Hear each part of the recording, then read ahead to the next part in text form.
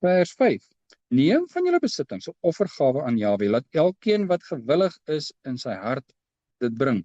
Die wet het gedwing, jy mag nie, jy moet. 'n Offergawe is gewillig. Die nuwe verbond is gewillig, daar's nie dwang nie. Wat beteken dit?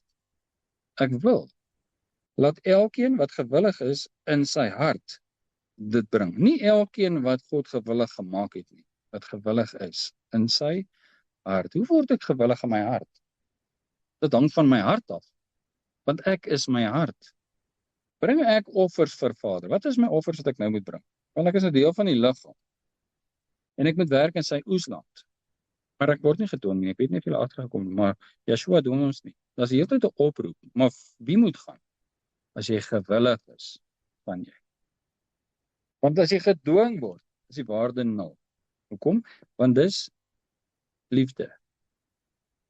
Hy is 'n God van liefde. En wanneer ek dit uit liefde doen, doen ek wat hy is. As ek gedwing word om dit te doen, dan is dit dwang. As jy iemand dwing om vir jou lief te wees, is dit nie liefde nie, want liefde is vrywillig. Die nuwe verbond is vrywillig. Dit beteken nie ek moet dit nie doen nie, ek het 'n keuse, ek kan nou maar doen wat Vader sê of nie doen nie. Dit beteken net, as ek my tot hom bekeer het, as ek weergebore is, ek het hom gesterf en hom opgestaan, en hy het my vervul met sy gees, dan verander sy gees my. Ek kyk in die spieël, ek sien die beeld van Yeshua, sy gees verander my om te lyk soos die beeld in die spieël en op te tree soos die beeld in die spieël. En wie is dit? Yeshua. Hy was gewillig om sy lewe vir my te gee. Hoekom? Omdat hy my lief is. Nou verander sy gees my hart, en ek word lief vir hom, en ek word lief vir my naaste. En ek word gewillig om my lewe vir hulle af te lê. Dis nie dwang nie. Die bediening wat veroordeel is dwang. Ek dwing jou om die Sabbat te hou. Die nuwe verbond sê, kom in my rus in. Dis jou keuse. Jy gaan nie doodgemaak word.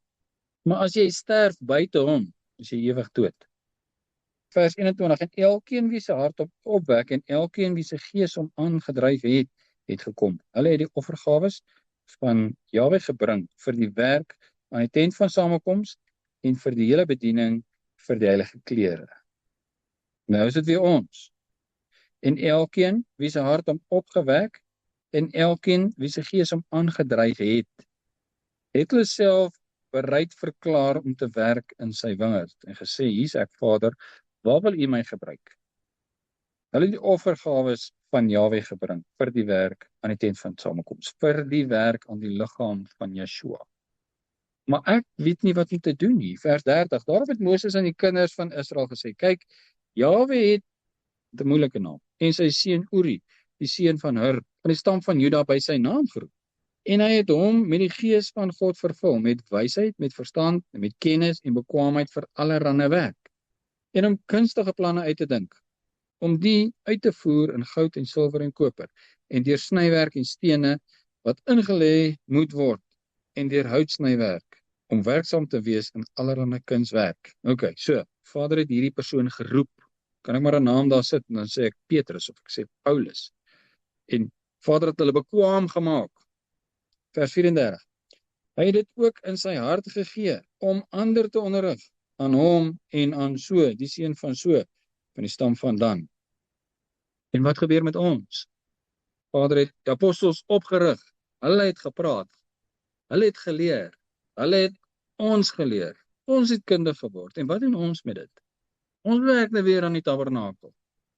Ons is nou deur die Gees vervul om hierdie kunstige werk te doen, wat ons voorheen nie kon doen nie. Dis 'n gawe van God. So jy dink, ek kan niks doen nie. Jy kan net iets doen nie. Maar as die Gees jou weet gekry het, kan jy enigiets doen.